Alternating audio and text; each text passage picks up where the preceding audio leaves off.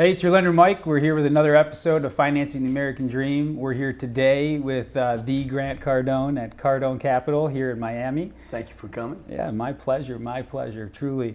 And today we're going to talk a little bit about, well, hopefully a lot of bit about mindset and what it takes to have the right one in both personal and your professional life, Yeah. and how those intertwine with each other. Good. All right. Grant, what does a guy that seemingly has everything, that has put himself through something most recently that seemed to have tried every core value that he had, what does somebody like you today strive for? What's your new, if it's been reinvented, what's your American dream today? What does that look like? I just want to reach my potential. You know, it's not about stuff and cars and planes and money or numbers, but it is about how can I make a difference? How can I reach my, like, something inside of me something that I haven't yet done. And I'm inspired by so many people that we all know the names of people that are just doing just amazing things right now in this world where things are changing so quick, new technologies coming, new opportunities. Like, it's just an exciting time to be alive. And to truly, not just the American dream, but your own personal dream, you know. And I know that's, we were in 19 countries before the country shut down, before the world shut down. And that American dream theme is present in every single country I go to. It's in Sydney, it's in Singapore, like everywhere, right? Everybody wants the dream of reaching their potential. So that's really what's driving me. And I'll tell you, what has driven me is to truly dig deep to know what that potential is. Yeah. Because I think everybody shortchanges it, Yeah. right? So like your teachings, all that stuff really has taught me to dig deep and to take that action now. Yeah, well, right? good. I even have it tattooed on my wrist. That's awesome. I stopped wearing watches. This is the most valuable one I have. Yeah. But awesome. it has motivated me in my personal life to be who I am through through a lot of your videos. I was like, shit, I can actually do what I do every day in business, and then people respond to that? Yeah. Well, I found out a lot more rapidly and a lot more people. Yeah. Right? So what I see here in your office is people are able to harness the power of themselves. How do you inspire people on a day-to-day in your business to really dig deep and find what is important to them and then act as themselves day to day? I don't try to inspire people. Like, I'm not waking up today saying I got to go inspire my team and I got to make them great and I got to make them better. They have to have that. So I create the vessel, I create the opportunity, the vehicle for people to drop into. 50% of them probably will not take full advantage of what's here. And then there's going to be some other percentage that is like, I want more responsibility. Yeah. I want to be a leader here. And I think the only thing I can give anyone is an example. My example is not always the right example. Part of why I did Undercover Billionaire was I've been teaching and educating people and inspiring people to do something else, or attempting to inspire an audience to do something more for 35 years. Yeah.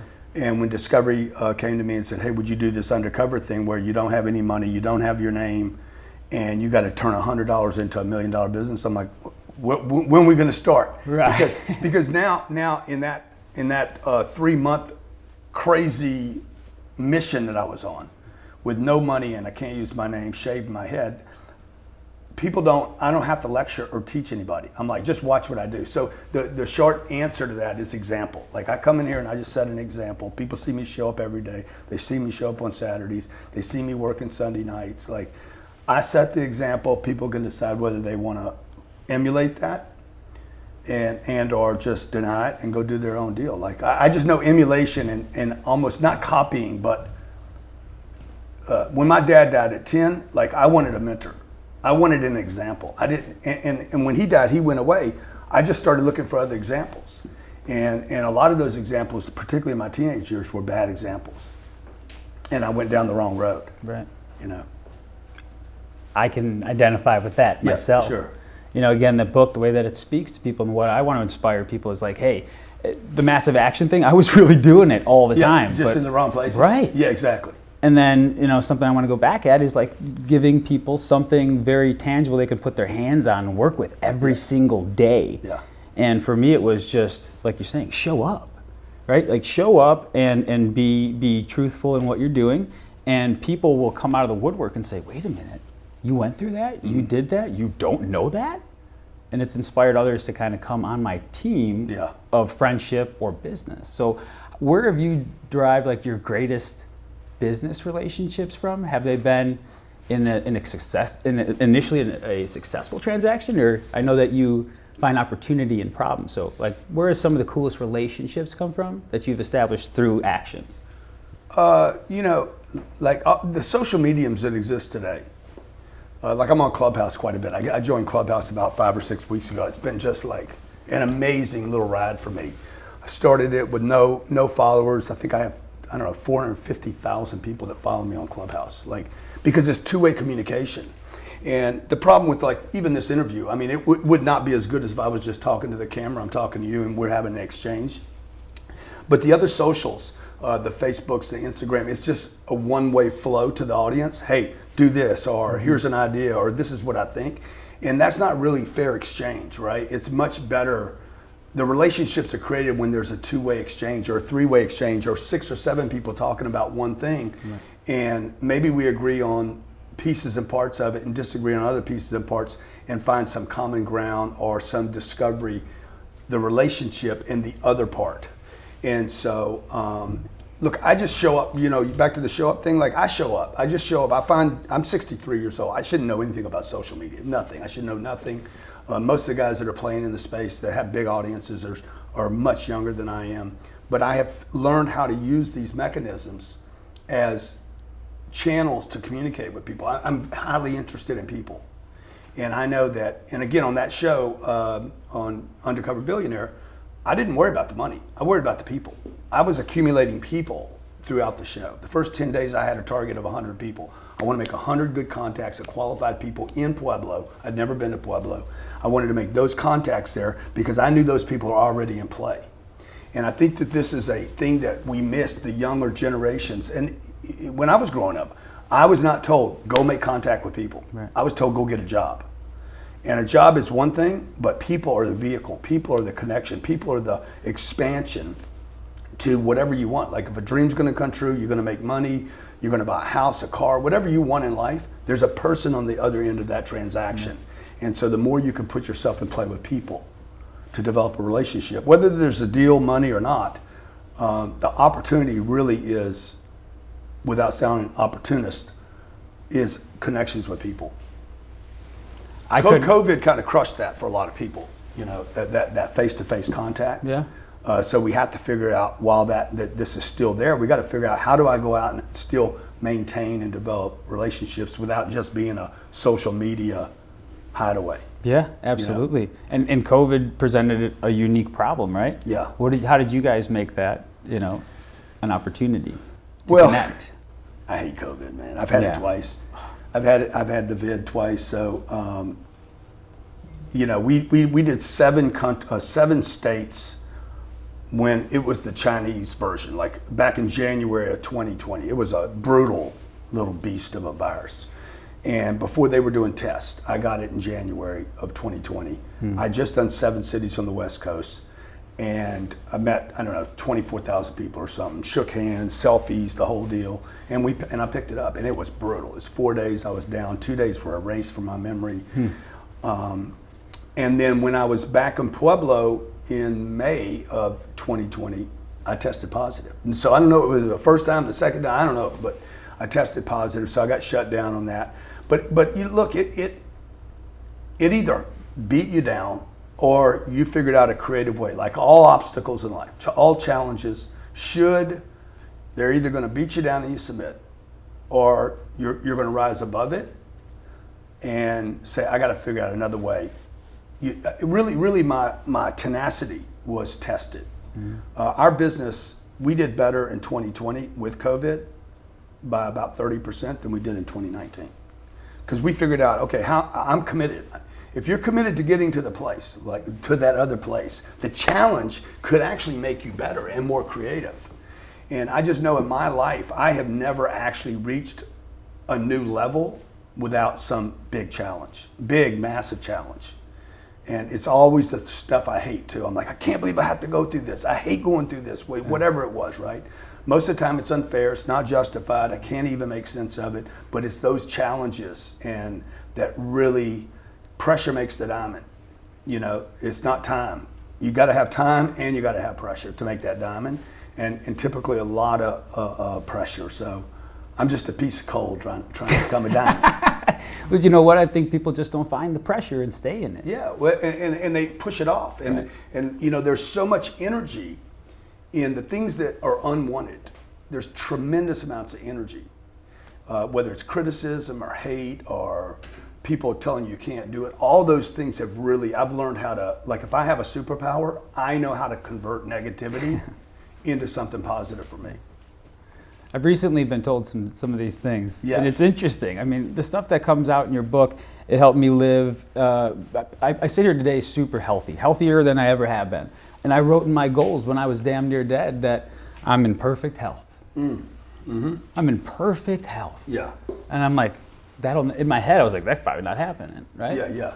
3 surgeries later, half my intestines gone, both my hips fixed. Wow. And I show up here talking to you. Wow. And With the gorilla in the background. Whatever, you know, like it's wild. Yeah, but it's what you yeah. just said. To put things in perspective. Yeah, For the first time, it made me still. Wow. I don't stay in one place. I don't even sit down at work. But I had to feed myself out of a bag for 3 months, and I saw who the fuck showed up. Wow. Who showed up? Wow. Who did it? And also me. Did I show up? Well done, dude. I'm watching my 3 babies run around the house, and my now soon-to-be ex not supporting that. And it wasn't overnight, but I was like, you know what?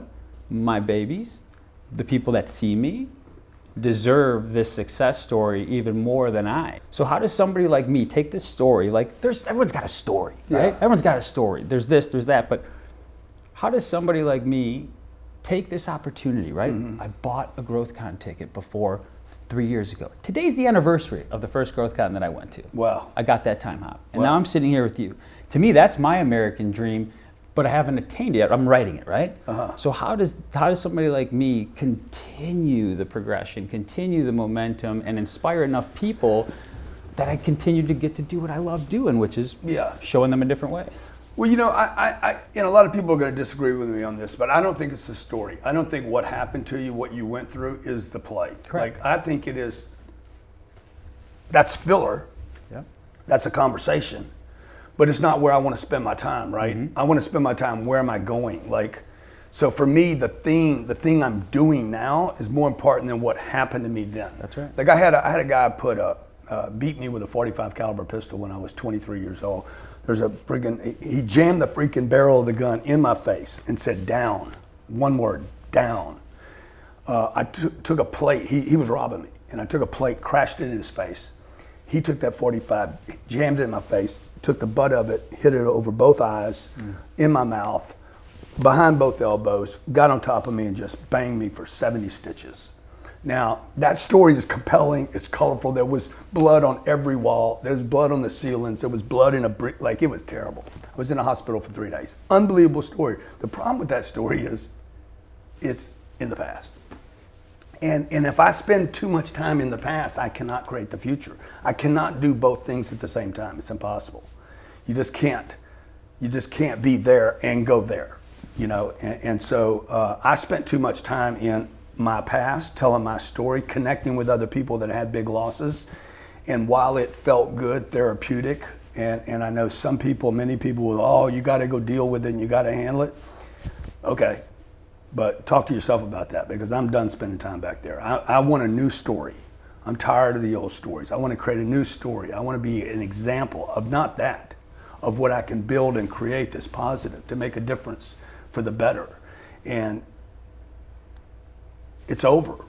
That's over, except in my mind. And the more times I tell that story out, the more real that story becomes to me, and the more stuck I am in that moment, right? So, you know, I would just tell you, like, you got to start creating new stories that you choose to create. Like that thing that happened to you. You could just start mocking up the new things that you want to create. It's pretty easy to do. I can decide what I want to do today, you know. Here I am. I'm here with you today. Exactly what I want to do. Exactly. Yeah. Exactly. And that's my focus has been like, no one knew I was sick because I didn't talk about it. Everyone's like, you were sick?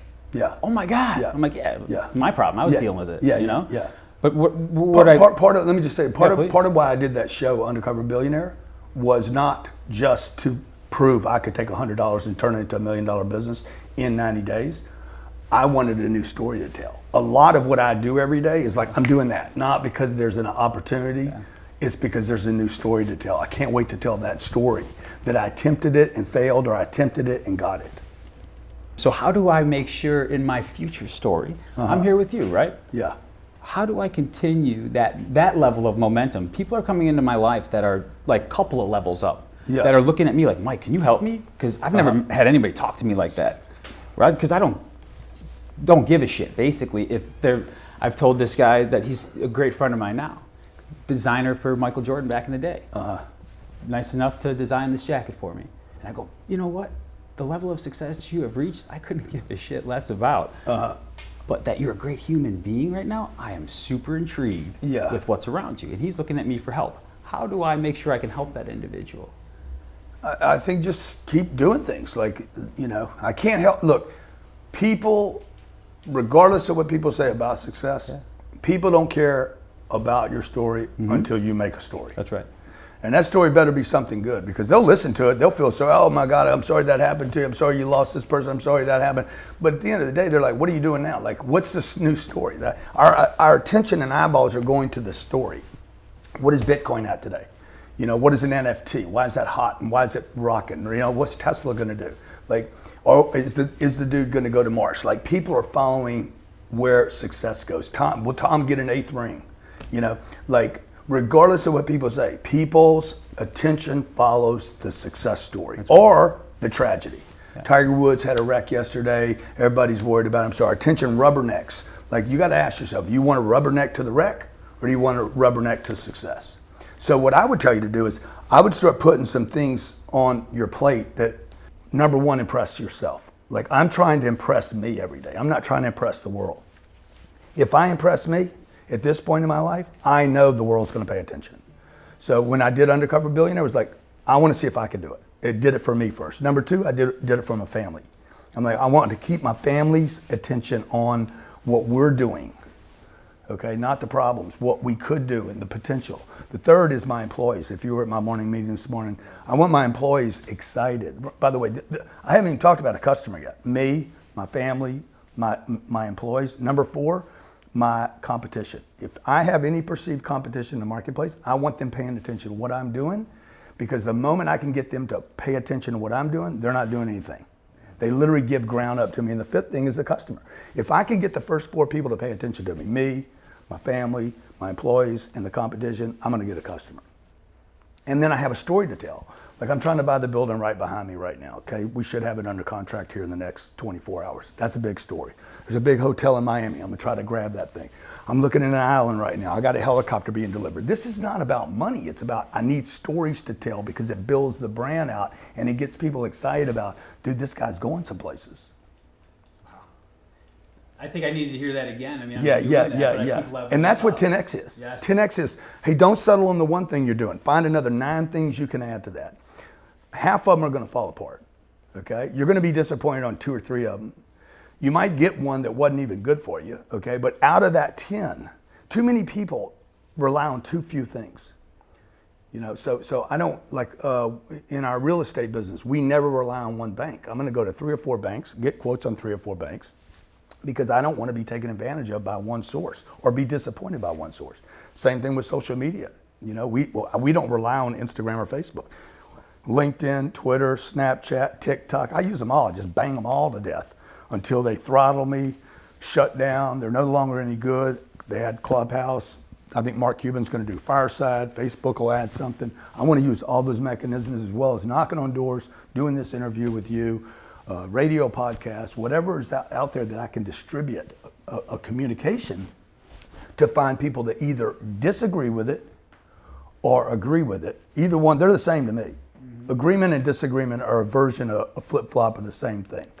Right. Hate people that see this interview and don't like me. It's just a flip version of, I did like the interview, So I'll take either one of them. I don't really care if people like me or don't like me. I care I like me. That's right. And then I'm the one that's got to go to sleep with me tonight now and be happier. And sometimes I go to sleep and I'm not happy. Well, I shouldn't have done that, or that was too much, or took it over the top. That was stupid what I did. And then I got to apologize and pick it up the next day. I got a t-shirt that says, hey, I apologize in advance, because I screw up so much. I show up so much.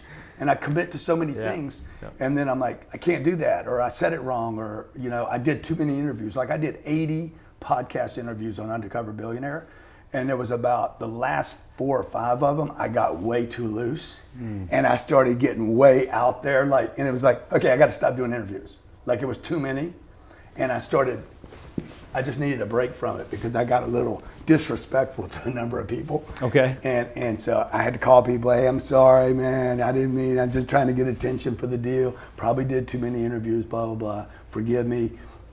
And some did, some didn't. Okay. But, whatever. At Something least I'm in play.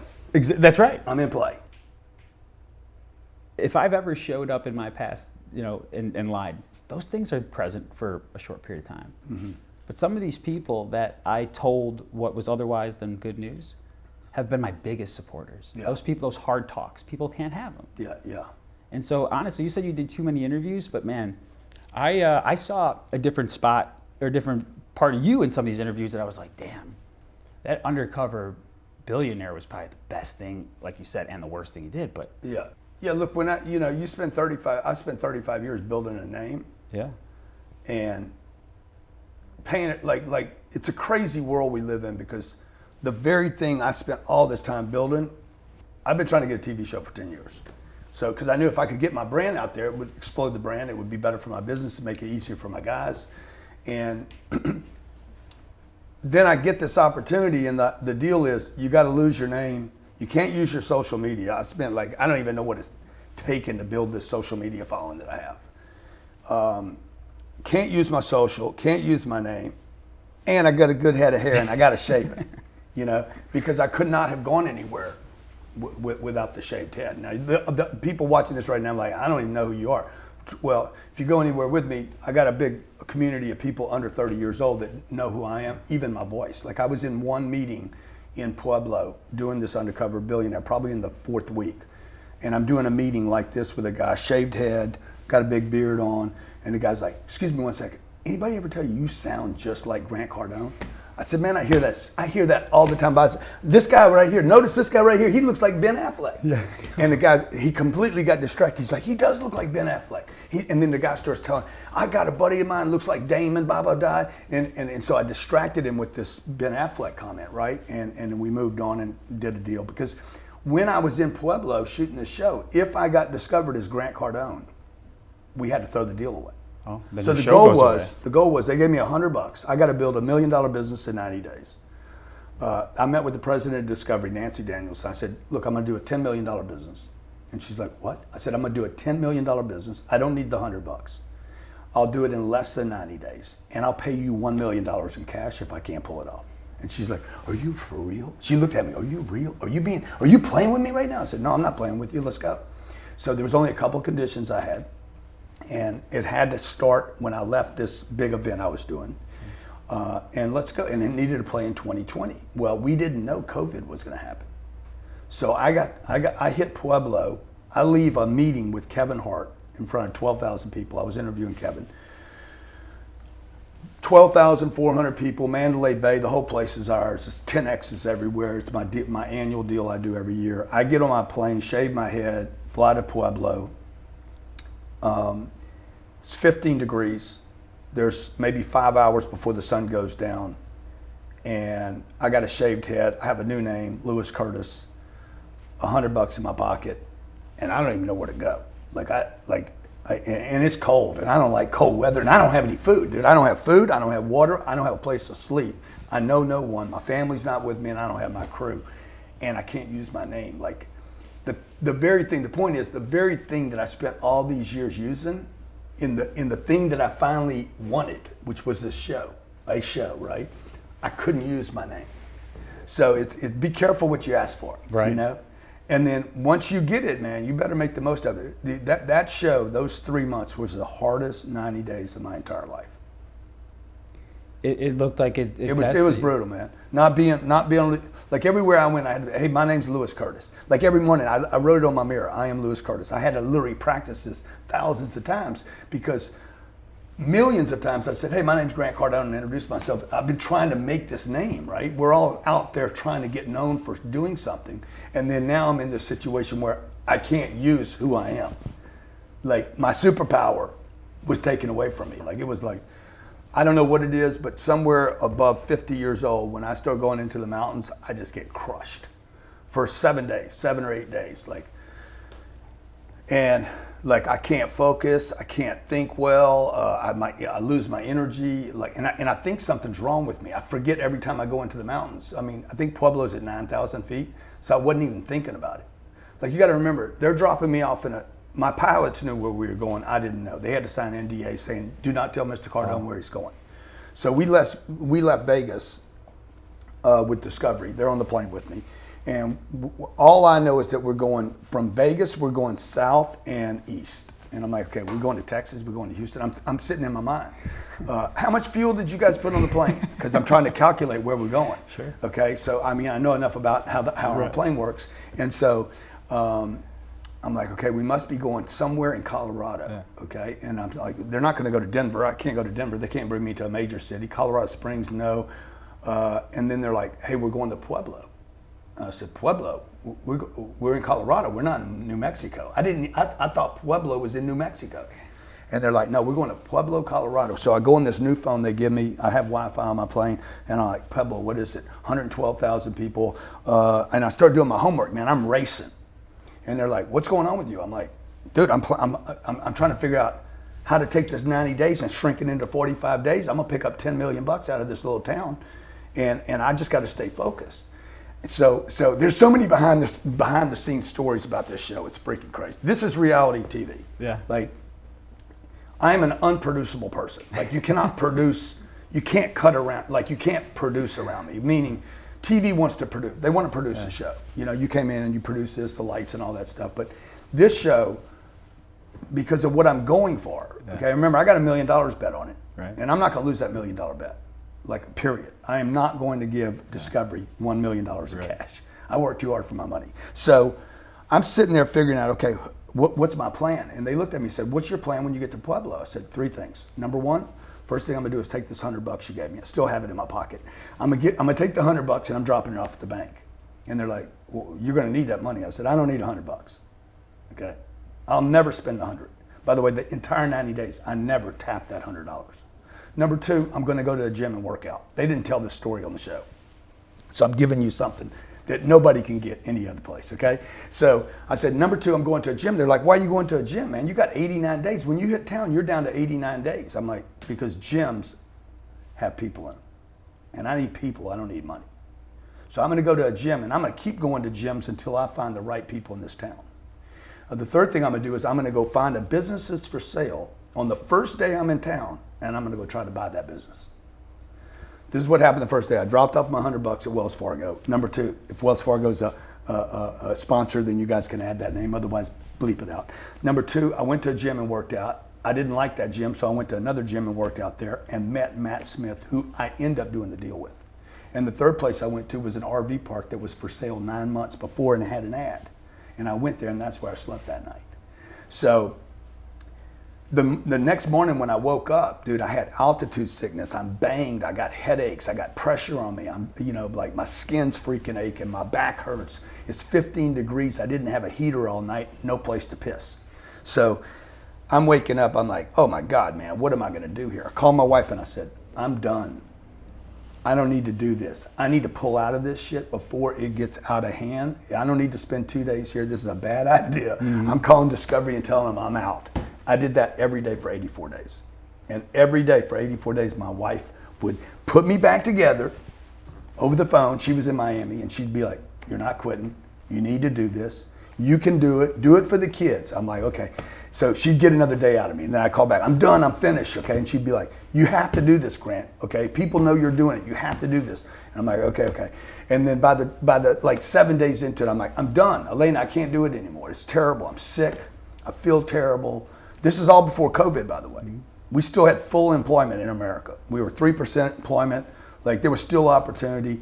And then on the 10th day, I finally get a check. Elena's kept me together for 10 days. My wife, Elena.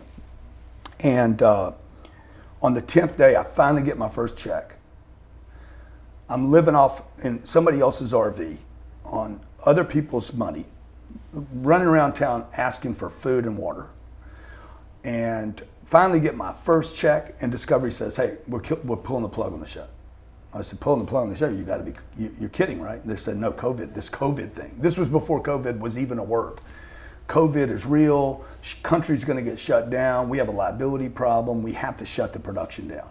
And I'm like, okay, well, I'm not coming back. And you'll see the show in the second episode where I'm leaving, and I'm like, this is never going to happen again. Elena would then put me back together 2.5 months later, put me on a plane, and send me back to Pueblo. So I don't know if she's trying to get rid of me, or, but dude, it was the hardest thing I did. So when I go back, you know, getting hit in the face one time, when you don't know what's coming, when you get cold cocked, that's one thing.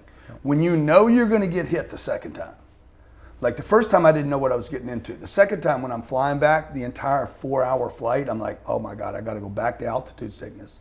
I got to go back and start over. I got to be this Lewis Curtis character again. I got to go through the pain of not having anything, no place to sleep. Like, it was freaking brutal. So what do you do to rise above that? Well, you got to go back and find the why. Yeah. Like, if you don't have a why, you'll never figure out the how. Yeah.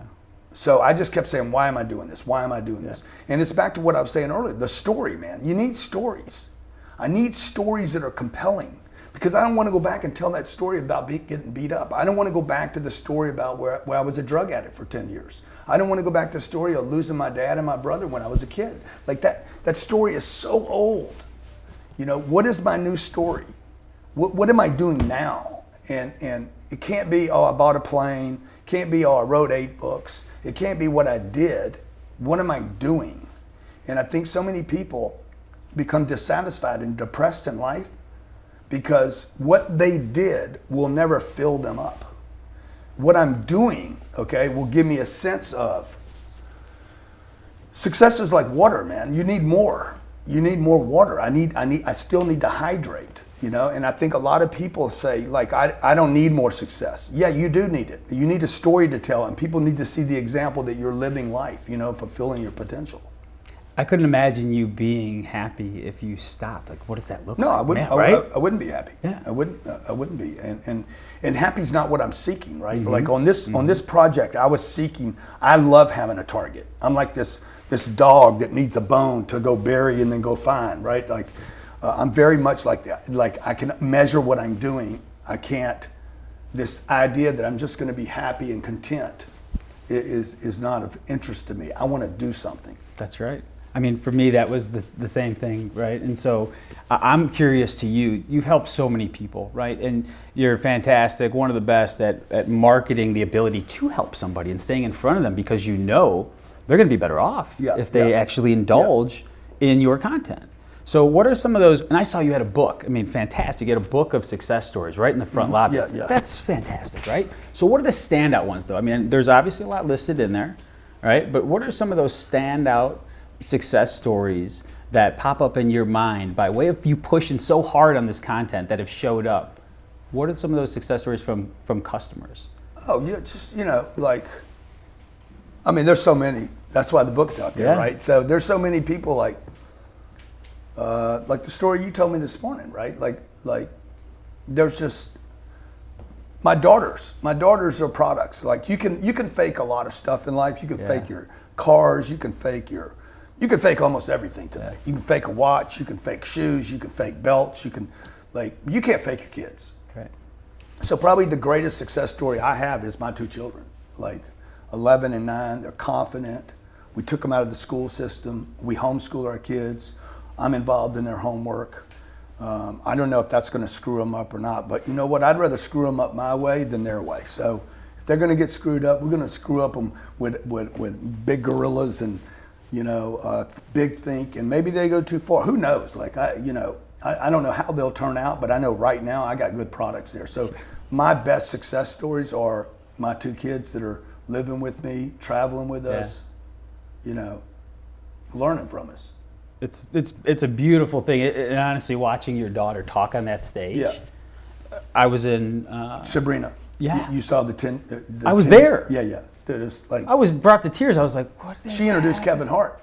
I remember. She brought Kevin Hart out. She's like, "And Mr. Hart, I need a deal. I need a TV deal." Yeah, you know, she's working killed Kevin it. Hart, right? She killed it. Yeah. Even talking, like the cool stuff was, yeah, she's on stage, but you know what else I saw is your not like permission, but probably push to say, talk to people, say no, hi. I did not push her to Exactly. do that. So the environment she's in, though, they're like, Papa, I want some time on stage. Oh, I see. Good. How much you want? She's like, I want 6 minutes. Good.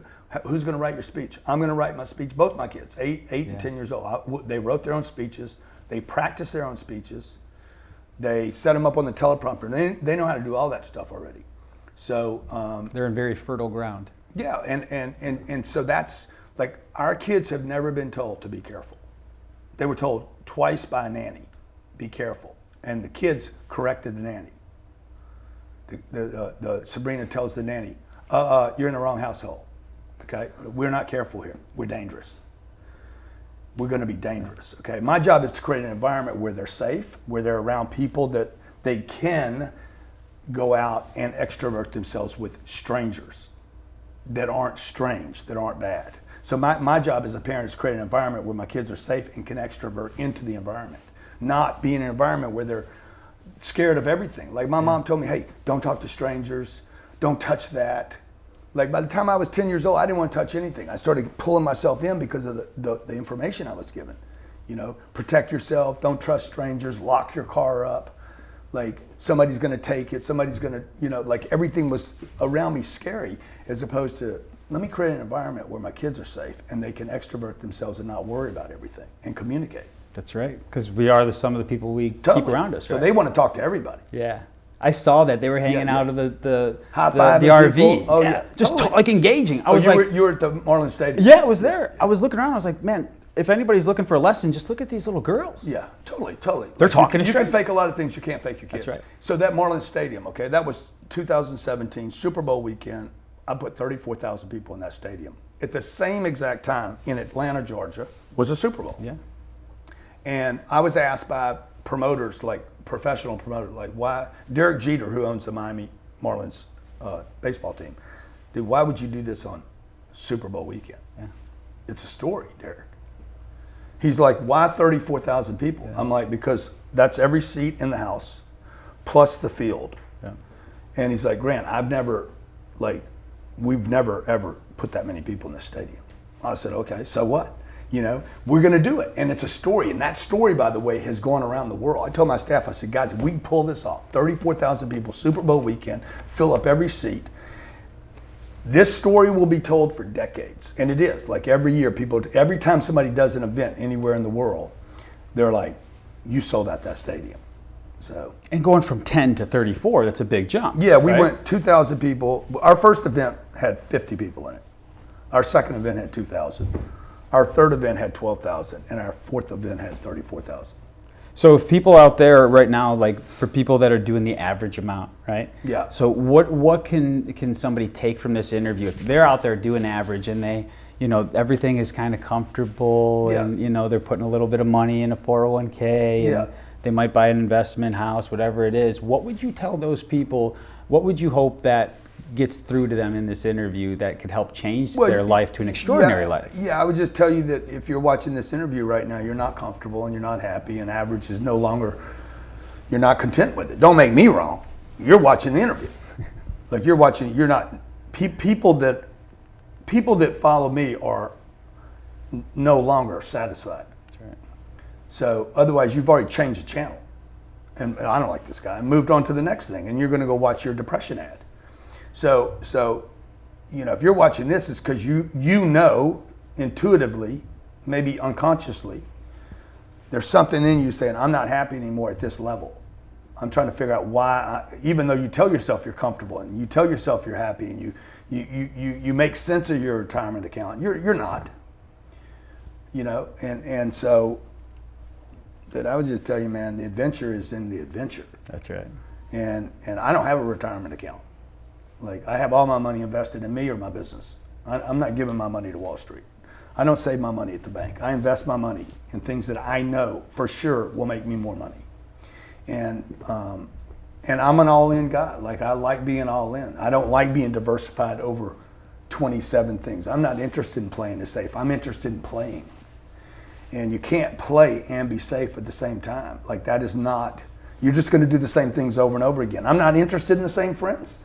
You know, I'll hang out with you for a while and I'll get sick of your stories. I'm like, I'm done with your stories, bro. Like, I was with a guy last night. I'm like, bro, fast forward. And he's like, huh?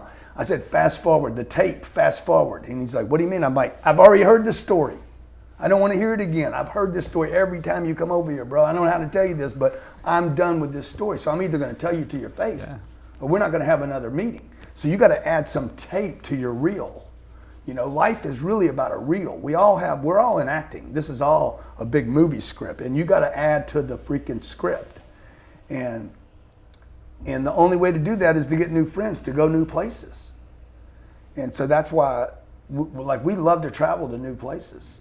I don't really want to go back to the same place where I know everything. I need a new story, and I need my friends to have new stories, right? Because they're interesting to me. I haven't heard your jokes yet.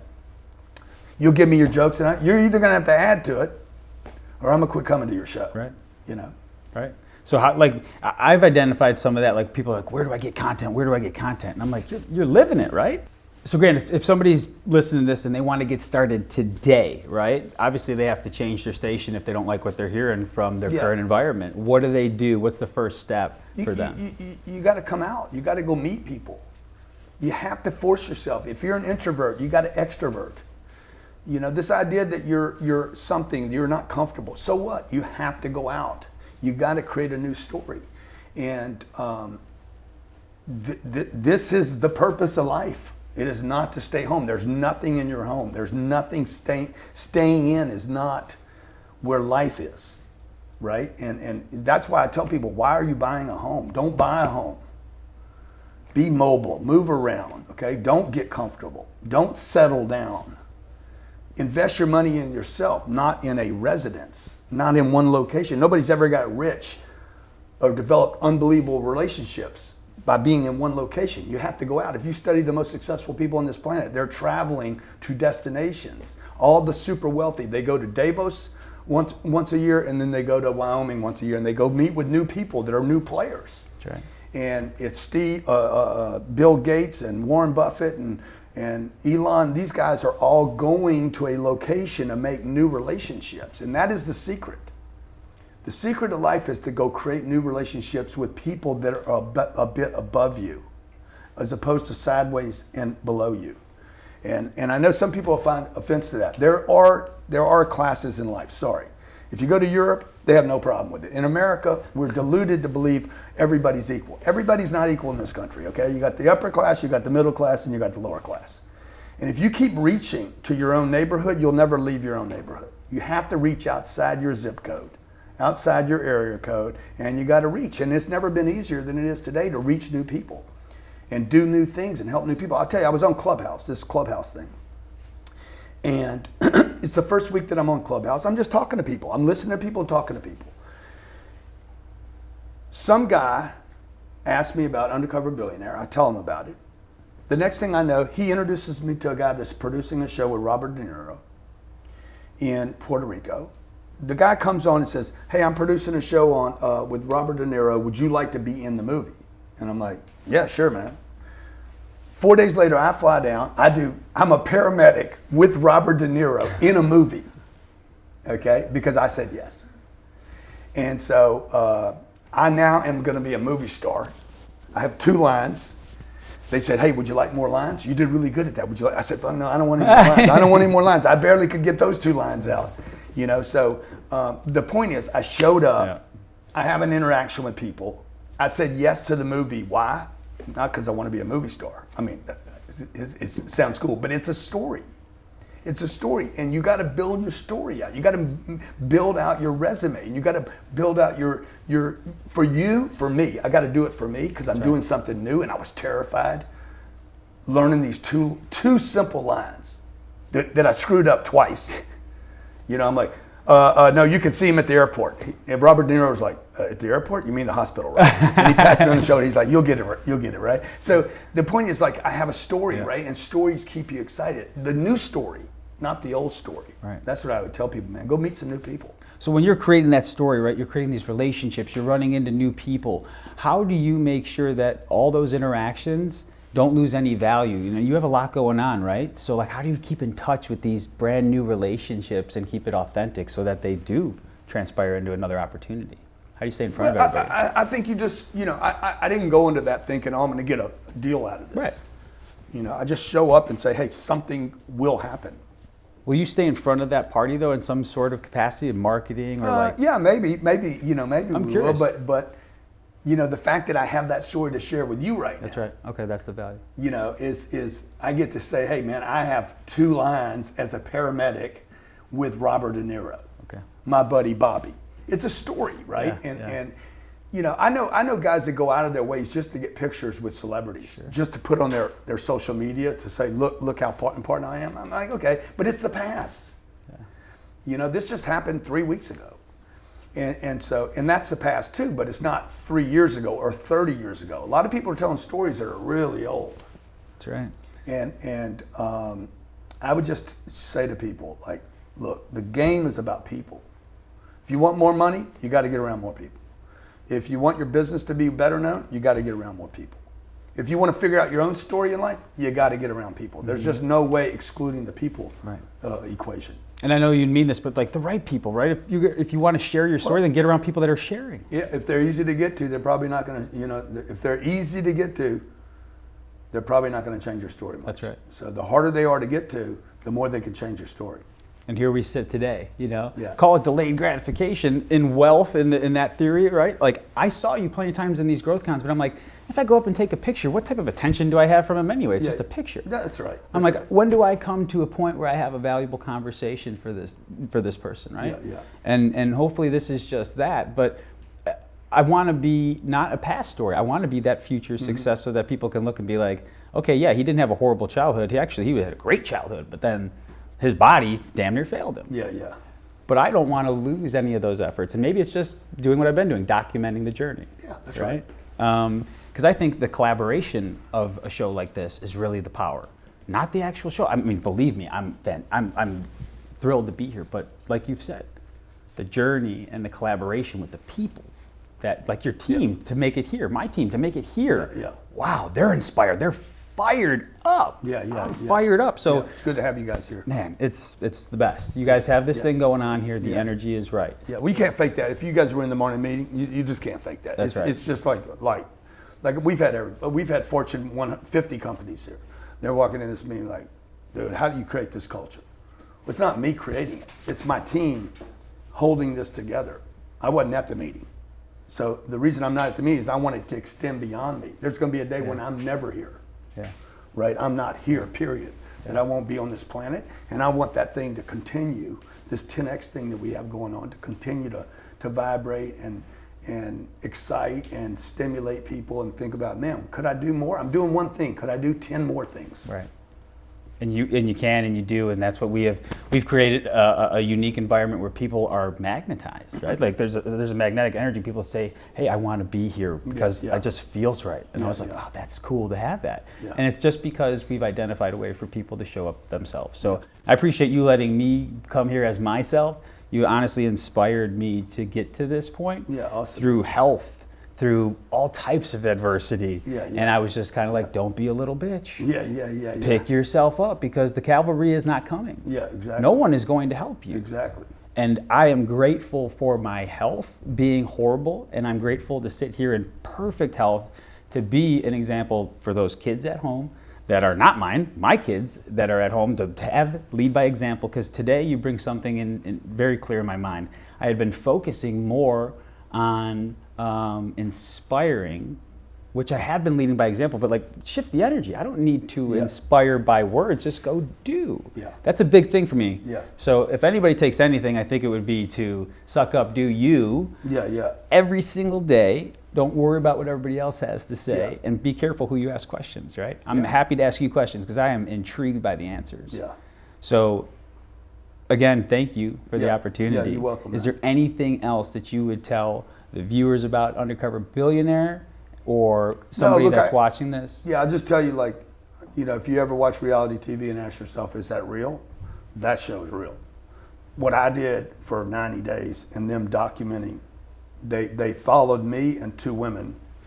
I think the 2 women get dropped off in what cities were they? Fresno and Tacoma. I don't know what they did while they were there. I was not there. I know what I did while I was there, while I was in Pueblo. And I know that, the crew, like it was hard.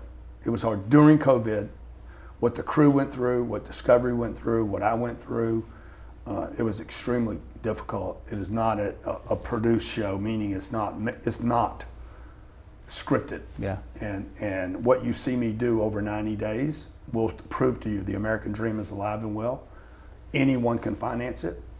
You finance it not by going to the bank. You finance it by going to people. You don't need credit. You don't need money. You do need a dream, and you do need to take action. And you got to get up and you got to put yourself in play. And if you follow me, I won't have to lecture to you. Just watch what I do for 90 days, and I think you'll be like, God dang, dude, that was kind of crazy. I don't even know if I like to do that shit. What the guy did in 90 days is stupid. Yeah. I think that's the powerful thing right there, just the result. Not always the effort, not the story, but the result and what the next accomplishment looks like, right? Yeah. So the last thing I want to say is just the fact that I've said throughout this process of this show that, heck, if we're talking about real estate, the people are the real estate, right? Yeah, and when we invest in those people in the real estate, that's where we get the greatest returns, right? And then it starts to spread like wildfire. Then it's not just one single house.